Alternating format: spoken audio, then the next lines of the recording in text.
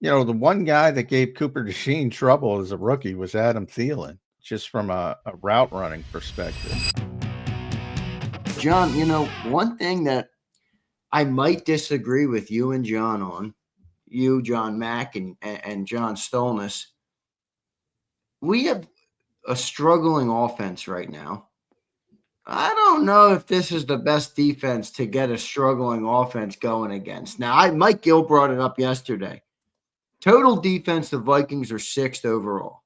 The passing defense, the Vikings are second overall. Rushing defense is where they faulty a little bit. They're 24th overall. Scoring defense, they're fifth overall.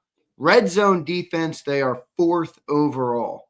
And third down defense, they are second overall. Now, I know it's early, so some of those stats can be, they're not, it's not a perfect look, but Brian Flores is a tough defensive coordinator, and that defense is playing pretty good for an offense that is Yeah, struggling. it is. I love Flores. Anybody who listens to the Yeah. show, he's my favorite defensive coordinator. I always say Vic is, in my opinion, the best. My favorite, my personal favorite. It's similar to, a creative offense. People love Ben Johnson. Is he the best offensive coordinator? Probably not the best, but he's definitely the most creative.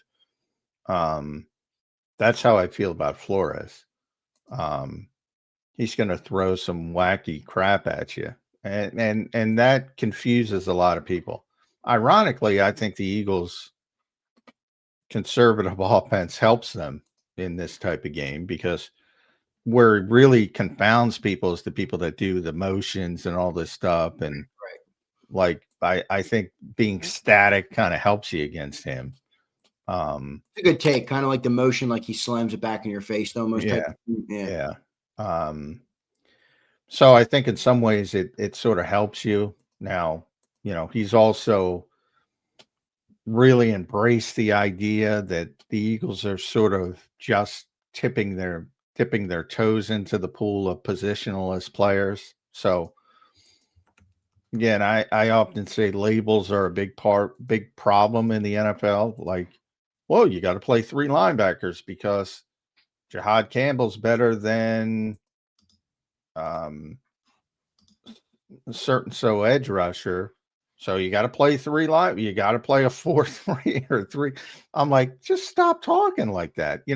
If Jahad Campbell's playing on the edge, he's an edge defender. He's not a linebacker. If Zach Bond, if you want to get Nakobe Dean on the play, that's what Brian Flores has embraced, particularly with Josh Metellus and Andrew Van Ginkel.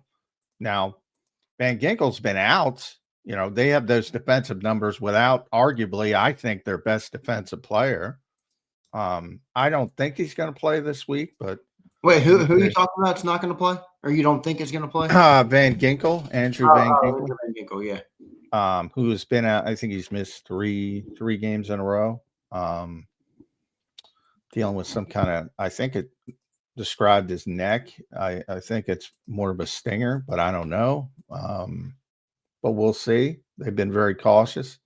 Their secondary is playing really good, dude. Josh Metellus, you mentioned their secondary. Oh, Josh Metellus. Yeah, but they're not that talented in the. No, they're not. But Isaiah Rodgers is playing really good right now, as you mentioned. I love Josh Metellus is one of my favorite players for that reason. He plays everywhere. So, he's labeled as a safety because he played safety in college at Michigan. But he plays everywhere, literally everywhere. He'll play edge rusher. He'll play slot corner. He'll play outside corner. He'll play linebacker. He'll play safety. I think he was like a 6th-round pick, Josh Metellus, too. Yeah. They've embraced this idea. So people they only have 4 cornerbacks on their roster because they don't play cornerbacks. Right. What team in the NFL doesn't play cornerbacks? They play 2 cornerbacks. Byron Murphy and Isaiah Rodgers. Right. They don't even play. And then Jeff Okudah plays a couple snaps here and there. Yeah. They play 3 safeties. Again, labeling. They're labeled safeties. But Metellus might be playing the slot. Harrison Smith is back. He plays all over. It's a very unique team. Who's the third safety? We got Metellus and Theo Jackson. Who's that third safety? Well, Harrison Smith now is back. Okay. Who's going to be in the Hall of Fame. Early in the season, he was out, and they had a younger kid from LSU. I forget his name, but Jay Ward, is it? Jay Ward. Yeah, he's okay. The real issue has been at linebacker, where they had to play Eric Wilson and Ivan Pace. And Pace is a good blitzer. Like, he's good going straight ahead. But he's not a gap sound player. So they've really struggled against the run. But Cashman's back. Cashman's one of the best linebackers in football. Now he's going to play, but he's missed 4 weeks. He's been on injured reserve. This will be his first week back. So usually there's a ramp up period. He's a really good player. So that'll make him better. And when they get Van Ginkel back, then they can really do everything they want to do, because that dude is here's what I'll say. If Andrew Van Ginkel, and I say this to every team, if he's out there, don't throw a damn bubble screen to his side. I don't know if you've seen some of the highlights of this guy. He's incredible. Jumps him, man, and then takes him to the house. It is unbelievable because of his football IQ. He knows when it's coming. It's really hard. It's sort of like if you ever see Jalen Carter try to get that interception when they're spiking the ball and he's so close to it. It's really hard to do it because they come out so fast. But Van Ginkel reads it. It's unbelievable. And people keep doing it. And I'm like, what are you doing? Just look where he is and just throw it out of the playbook for that week. But I don't think you're going to have to worry about that. And that's a player, by the way, the Eagles really wanted, because he played with Vic in Miami. Yep. But he had a serious injury there, and they were questioning. He had a Lisfranc injury, which is pretty significant for a linebacker because you have to run. And the Eagles were concerned they weren't going to get a chance to test him, to let their medical people look at him. And they went in a different direction, and they ultimately got Zach Bond. So nobody's complaining. And ironically, here's the other. They're like best friends. They both played at Wisconsin. Zach Bond and Andrew, they're very close. But yeah, that guy is an unbelievable player. And I don't think he's playing this week, so I don't think you have to worry about it. Yeah, that's going to be a big win for the Eagles offense if he does not play. John, they are getting, I know they're struggling versus the run, this Minnesota team, but they do have pretty good defensive line, and they do get pretty good pressure. I mean, they got Jonathan Grenard, Javon Hargraves over there. Obviously, everybody should know Javon Hargrave from his time in Philadelphia. Dallas Turner, Jonathan Allen, who was with the Commanders for many years. So they're getting some pressure for sure over there. I think it's the guys you don't know that are better. They have a kid from now I got to look him up. Jalen Redmond, maybe. Jalen Redmond from Oklahoma. He's been doing a lot of havoc creation, as they say. He's really quick, but they're really undersized. So again, to me, this is the game where you get the running game going, because they're all good. And even Hargrave and Allen, they're pass rushers. They're not run defenders. And Redmond is undersized and really effective. Levi Drake Rodriguez, watch that kid, man. He creates some, but he's very undersized. It's all pass rushing. They get pushed around in the running game. I know, because I was doing a story yesterday. Bijan is Bijan. He was over 100 yards. The Ohio State rookie from Cleveland was over 100. Judkins, and Kenny Gainwell was at 99. So almost. I mean, you can run the football on this team. Now all of that was without Cashman, so they should be a little bit better because he's very good. But you can run the football on this team because the defensive front is very pass rushing centric, number one, and undersized, number two. And the one run stopper they did have was Harrison Phillips, and they traded him for some reason. I don't know, because he's a good run defender. Yeah, it's going to be an interesting one, though. I do think that Flores gives them that nice advantage, and they obviously are playing good as a unit overall. So it is an interesting game to kind of, right the ship, if you will, on offense. I do think we'll be able to run the football, but that all comes down to our O-line, doesn't it? I mean, you expect the O-line to be better this week? Yeah, I do. I think it's for the same reason. I think they got the pads on. It's very businesslike. I think they see the opportunity that if they just do their jobs, they have a big advantage in the running game this week. And yeah, I think, look, that's the way the NFL is. You get embarrassed, and generally you wake up the next week and say, all right, we're not going to let that happen again. And I like this spot for the Eagles. The more it goes on, like I mentioned, the vibe. All right, I'm yelling at myself, but I did get a very professional, back to business vibe from the Eagles, and I'm not there anymore in Minnesota. But I saw Kevin. I've never seen Kevin O'Connell upset, Yeah, and it's that like was the the opposite. closing. Their vibes were wrong the Yeah, other way. Yeah. I've never seen the guy upset. He's cool as a cucumber, and he was upset because he knows things are not going well at quarterback for him. I think And it might be a low scoring game. I mean, you got the two offenses that are struggling right now. I mean, the Minnesota offense is not well, good. but to your point about the Vikings defense, if you're not playing well, you could look silly against them. But I think the Eagles understand that, and I think they're going to I just be. don't know if it's the game we break out. You know what I mean? Like, I think we might have. We should be able to be all right. I think we're the better team still, but Oh I yeah, don't think we're much going to pop a 37 burger. On this much Vikings. more talented team. But Isaiah Rodgers, had great season so far. Some of the things coming out, but I like AJ against Isaiah down the field. Yeah, no And, doubt. I mean, Isaiah is really small. It's a go route game. All right, throw it up. Byron Murphy's really small. Um, Jeff Okudah's a big corner, but he can't cover Zander Krause. So, I'm not too I wouldn't go concerned that about far there, Johnny Mac. I wouldn't go that far, my friend. that. Well, I wasn't going down to me. I used you. So he could cover me, but yeah, I don't like their cornerbacks. No. Yeah, well, we're going to see how that. You think they play more man than normal? I mean, they're a team that does. Yeah, I don't. I mean, that's what like Flores is known for his blitzing, I know. but he's also, there was at one point, whether it was last year or the year prior, that the Vikings were the number one blitzing team in the NFL and the number one 8-man in coverage team.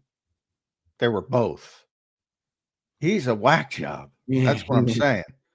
I Like kind of he'll blitz, drop 8. Like he is just. It's just why I like him so much is this kind of stuff doesn't happen in the NFL. You don't have somebody off on by themselves because they don't want to answer the question if things go bad. He's like, screw it. He's found the Eagles always talk about winning on the margins. He wins on the margins. He does stuff nobody else does. So what does that mean? Well, that means that teams aren't used to seeing it and they make mistakes. Like for everyone's Havoc statistics, that's kind of a thing in the NFL. How many Havoc plays, how many sacks, pressures, passes defended. They're always at the top 5, always, because they create havoc. And a lot of their creation, some of it is Van Ginkel's great. They have good players. Van Ginkel's great. Grenard's when he's out there. Grenard's great. Cashman's great when he's out there.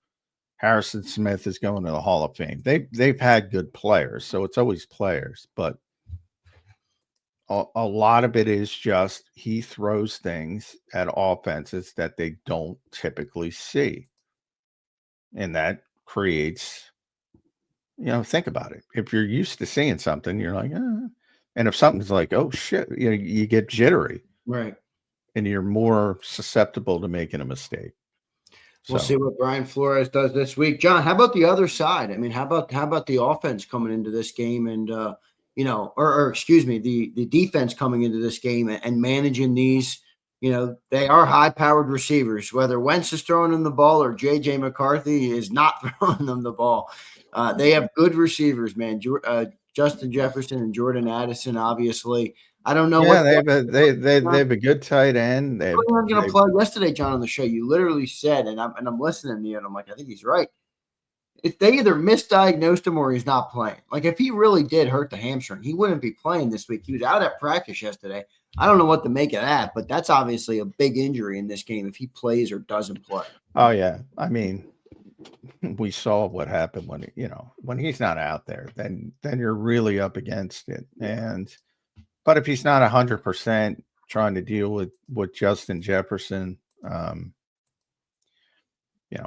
look, that's a guy that's going to beat. Sorry, Eagles fan, he's going to beat him anyway. He's that's like the NFL, dude. You can't cover everybody perfectly. Yeah, that's like Jordan in his prime. You want to make him work hard for his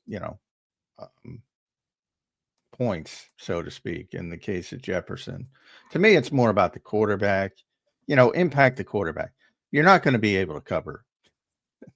And now that Addison's back, who's really good, if he's not getting arrested or doing stupid shit off the field. And even their third receiver, Jalen Nailor's really fast.